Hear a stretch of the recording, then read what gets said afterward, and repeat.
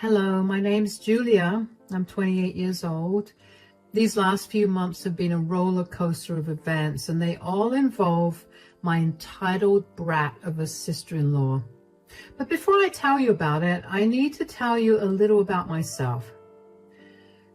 I grew up in a family that belonged to the upper middle class. I had quite a few privileges in life, but nothing that extravagant either. I still had to work hard to get the things that I wanted. I also have a very close relationship with my family, which is why I always go above and beyond to help those in my family. When I was 23, my last remaining grandfather passed away. He left me quite a large sum of money as an inheritance. While it wasn't enough to buy a house, I could buy myself a decent apartment in a good locality that was also relatively close to where my family lived. So I did just that, and only a few months after I purchased my apartment, I met my husband, Shane. Shane and I had a few mutual friends that introduced us to each other. We ended up clicking really well. We started dating almost immediately after we met each other. Aside from Shane and I having a lot of things in common, we also got along well with each other's family, the only exception being Shane's sister, Mabel. While the rest of Shane's family treated me warmly, Mabel was cold towards me. I didn't know if I did something to her, so I tried my best to be there for her. She was a good 6 years younger than me, so whenever Shane's parents asked me to give her advice on career prospects and college-related issues, I tried my best to help, but Mabel never warmed up to me. I later found out that the reason for that was Mabel was jealous of all the attention that I was getting, attention that she considered stolen from her. Mabel had to constantly have all the attention on herself, and if anyone stole it for even a second, she developed a resentment for them. I figured that I didn't want that kind of energy around me, so I kind of backed off from spending a lot of time with Shane's family, something that Shane was fully supportive of. Shane and I got married after dating for 4 years, and we had moved into an apartment at that point. And we were very focused on our careers, especially Shane. We wanted to start a family, and we wanted to be as financially stable as possible. Shane was in line for a huge promotion at his work, so for the first few months after we got married, I barely saw much of him because of how hard he was working. I didn't mind that because we also made sure to make time for each other. About a year after we got married, though, Shane came home from work one day looking upset. After a little prodding, he finally told me what was bothering him. "So, I have some bad news." "Oh no, what's wrong?" "Do you remember that huge promotion I've been working towards?" "Oh, sweetie, did you not get it?" "I did." "Oh my God, that's great, isn't it?" "Of course it is. It's just that there is a downside to the promotion." "Oh, what is it?" "It turns out I'll have to shift offices to Massachusetts." "What? But that's all the way on the other side of the country." "I know. I'm just so confused about what I want to do. I have until the end of this week to make my decision about whether I want the promotion or not." "Sweetie, I can't leave this place. I have a house here. I don't want to live too far from our families." "I know.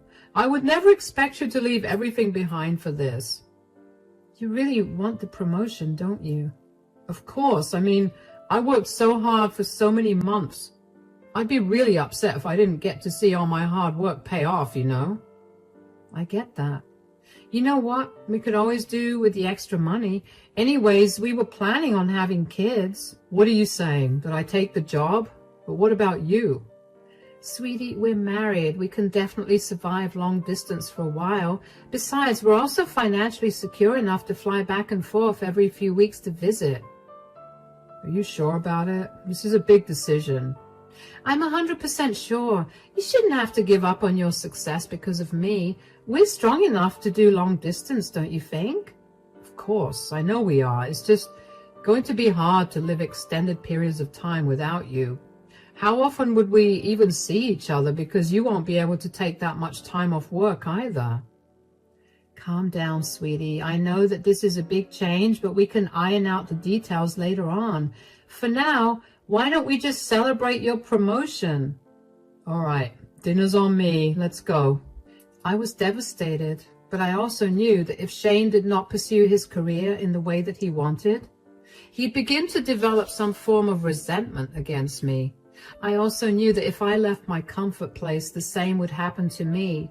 After talking about it for a few weeks, we decided that it would be best for him to work there for a couple of years maximum, and then after that, he could come back. While working there, we'd fly out to meet each other every 3 weeks. It would be a tough time, but I had faith that we could make it. Shane accepted the promotion and he was set to fly out in 2 months. After everything was finalized, like his stay there and all that, we told our families about the news. It was bittersweet for them too, but we made sure to give Shane a great farewell party because after all, Shane would be busy packing up to leave. Once we hit the last month of his stay with me before he left, Shane one day came back home and told me that he needed to ask me about something. Hi, sweetie. How was work? It was good, although I do have something to talk to you about. Oh, what is it? Well, Mabel called me today. How is she? Is everything okay with her? It's been a while since we heard from her. She's doing good. She's struggling to find a job right now, so she asked if we could help her out. Of course. Did you ask her to send her resume to you? Because you could give it to me and I could give it to a few people too. Yeah, I did, but she did ask for one more thing. What is it? She wanted to stay here for a few months. Wait, why? She wanted a change of scenery and she wanted to stay here for a while. Apparently my parents are bugging her too much, and so she's fighting with them a lot. What do you think we should do? I mean, I'm not quite sure. I love her, but these are your last months here before you leave for your big promotion. I mean, I don't want you to have to deal with anything that you don't want to, and no offense, but Mabel has a reputation for making things difficult. I know, but she's family and it feels so wrong to turn her down. Don't you think it's kind of odd that she only asked you after you told your family that you'd be moving for a job? What do you mean? I mean, you and I both know that she doesn't like me, so it's odd that she's asked you about this, knowing that it will only be her and I in the house at all times. You're right. It is kind of odd, but I don't think she means to do any harm. I mean, if she does, we could just kick her out. Well, that's true. So you're going to tell her that she can live with us for a bit? Yeah, but I'll give her a strict deadline to leave. All right, that's fine with me. Are you sure? Because you're going to be the one living with her. You just need to say no, and I'll tell Mabel that. It's really okay. She's my family too, and I shouldn't let my issues get in the way of being nice to her. Thank you, darling. Hush. This is what families do for each other. If I'm being completely honest, I wasn't all that happy about Mabel coming to stay with me, but she was my family now, and I wanted to treat her as such. Shane made sure to check with me again for a few more days, and once he was absolutely sure that I was on board with letting her stay with me, he told her to move in. He made it explicitly clear to her that she had to move out in 2 months. Mabel agreed, and she seemed over the moon that she got to live with us. At first, things were going pretty well. Mabel was barely home, and we didn't think it was our place to set any time restrictions for her, especially since she was a grown adult who was responsible for her own actions. Whenever we did catch her, though, she was nice to us, and I was just glad that there was no tension between us at that time. However, that all changed pretty quickly. In fact, after just 2 weeks into Mabel moving in with us, Mabel happened to come down for breakfast with us one morning, which rarely happened considering she was always sleeping until noon. She seemed happy and she greeted us warmly. Good morning. Good morning, Mabel. Did you sleep well? Oh yeah, I'm so sorry I haven't been home much. I've been used to my freedom to do whatever, whenever, a little too much. It's all right. As long as you're safe and you're enjoying your time here, it's all good. Julia and I are going to get some groceries in a little while. Let us know if you need anything. I don't think I'll need anything specifically, but I do need to ask you guys something. Yes, what is it? Well, before I ask you that, I need to tell you guys that I'm dating someone. Oh, that's wonderful. What's his name? How did you meet him? His name is Nathan, and I met him at a club. A club? Yeah, my friend had a party at this club for her birthday, and Nathan and I got to talking. He's a really cool guy. How old is he? He's 26, and before you say anything, I know that you're thinking that he's a little too old for me, but he seriously makes me happy. Like I said earlier, as long as you're being safe, we have nothing else to say. Yeah, so what is the question that you wanted to ask us? Well, Nathan just lost his job and he's struggling right now. Do you think I could ask him to stay here with me? Absolutely not. What? Why? Because first of all, we barely know him. I don't want some stranger living under the same roof as me. It's dangerous. But he's not a stranger to me. He's my boyfriend. That doesn't make him any less of a stranger to us. And secondly, he's a grown man. He can figure out his housing by himself. He can't rely on a freshly graduated girl to provide for him. You have no say in this, Julia. Shane, come on. You understand me, right? You're okay with it, right? No, of course I'm not. I don't think it's okay for you to even ask us when we've graciously let you live here. I don't know what kind of hold Julia has on you, but she's changed you. You're not the amazing brother that I had growing up. Mabel stormed off to God knows where after that. I felt really bad for saying no to Mabel after she told Shane that he was not a good brother. Personally, if my siblings said that to me, I would have been crushed. But Shane assured me that it wasn't the first time that Mabel had said something rude just to get her way. I was then upset that Mabel being so mean was so normal that Shane had gotten desensitized to it. Anyways, Mabel kept her distance from us after that. She barely spoke to us unless it was absolutely necessary to. I tried to talk to her and explain to her where I was coming from, but she refused to even look at my face. Every time I was alone in the living room and she saw me there, she would dash into her room so she could avoid me. It took me some time, but I eventually made peace with Mabel being that way, especially because I had something more important to focus on. Shane was leaving for another state for work. It was really hard for me to deal with Shane leaving. It was a difficult time for us, and it took a few weeks to actually get used to Shane's absence. What did not make it easier for me was Mabel's behavior. With Shane not there, I guess she thought that she could treat me however she wanted to. She would throw insults my way, and she would make a mess everywhere, and whenever I asked her to clean up after herself, she would laugh at me. She would constantly ask me to let her bring her boyfriend Nathan over.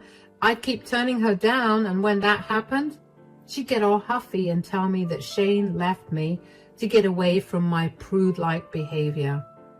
I was so close to kicking her out. In fact, Shane told me I was free to do it if I wanted to. But she was family, so I never did. That all changed when I came back home one day with my bags packed and outside the apartment. I rang the doorbell, and Mabel answered the door. What's going on here? Why are my bags packed and left outside? You're moving out. No, I'm not. Yes, you are. Mabel, this is my house. I'm not moving out. You can't just pack my bags and ask me to leave. Yes, I most definitely can do that. Pray tell, how can you do something like that? My brother pays the rent for this place. He's working hard, far away from us, just so he can pay for this place. I don't see why you have to live here. That makes no sense. I don't care that your slow brain can't understand what I'm saying. I already packed your things up, so you don't have to worry about it. You're welcome for it, by the way. I have nothing to be grateful for. You can't kick me out of my own home. It's not your place. How do you think Shane is going to react when he finds out that you've kicked me out? He let you stay here out of obligation and love for you. I'm sure he'll understand that I did the right thing. Besides, I also need some space to spend time with my boyfriend. Your boyfriend? Yeah, he's moving in, and before you suggest us living together, I don't want that. Unfortunately, there's not enough room for useless people in this house. Useless? You're the one that doesn't have a job. Just because you have a job doesn't mean you can't be useless. You purposely sent my brother away to work so you could lounge in this huge apartment all by yourself. I will not let that happen any longer. You need to be put in your place. Why in the world would I want to spend time away from Shane? Are you insane? I didn't send him anywhere. I only supported whatever decision he chose to make. Look, I don't care about all that. You need to leave and take your things with you. You're going to be sorry for this. Oh, I feel so scared. You know what? Bring it on. Let me see what that pathetic threat of yours can actually do. Mabel slammed the door in my face after saying that. I was shocked at what had happened. Once the shock faded, I was shaking with rage. I tried ringing the doorbell again for a while, but Mabel never answered the door. I couldn't understand how she could turn on me when I had been so accommodating and tolerant of her behavior towards me. But it did make sense why she would treat me that way, considering she thought that Shane paid rent for the place. It was still no excuse for her to treat me that way.